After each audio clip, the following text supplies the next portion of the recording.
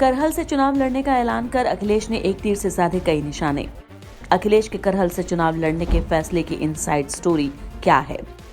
आगामी यूपी चुनाव में योगी आदित्यनाथ की सीट का ऐलान होने के बाद एसपी प्रमुख अखिलेश यादव ने भी अपनी सीट फाइनल कर ली है।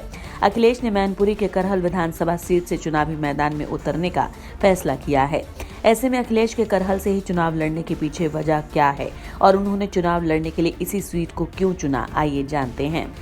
दरअसल अखिलेश शुरुआत में चुनाव लड़ने के इच्छुक नहीं थे और वो कई बार इस बारे में बता चुके थे, लेकिन गोरखपुर शहर से मुख्यमंत्री योगी और सिराथू से उप मुख्यमंत्री केशव प्रसाद मौर्य के चुनाव लड़ने के ऐलान के बाद अखिलेश के पहले विधानसभा चुनाव लड़ने की चर्चा तेज हो गई और उन्होंने करहल सीट को चुना। जानकारों की माने तो करहल को चुनने की पीछे रणनीति इस क्षेत्र पर अखिलेश की उम्मीदवारी का सबसे अच्छा प्रभाव बनाने की थी। इसका असर न केवल पूरे आगरा मंडल पर पड़ेगा, जिसका मैनपुरी एक हिस्सा है, बल्कि कानपुर और अलीगढ़ के इलाके को भी प्रभावित करेगा।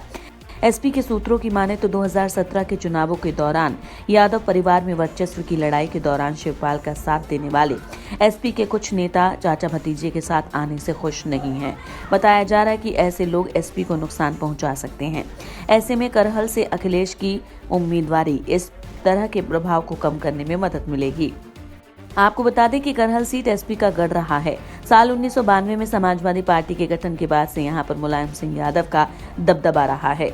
मैनपुरी में 4 से 3 विधानसभा सीटों पर समाजवादी पार्टी का कब्जा रहा है। मोदी लहर में भी मैनपुरी, किशनी और करहल में एसपी की साइकिल ही चली थी। केवल भोगांव सीट पर ही बीजेपी का कमल खिला था। मैनपुरी मुलायम सिंह यादव के वर्चस्व वाला विधानसभा सीट रही है।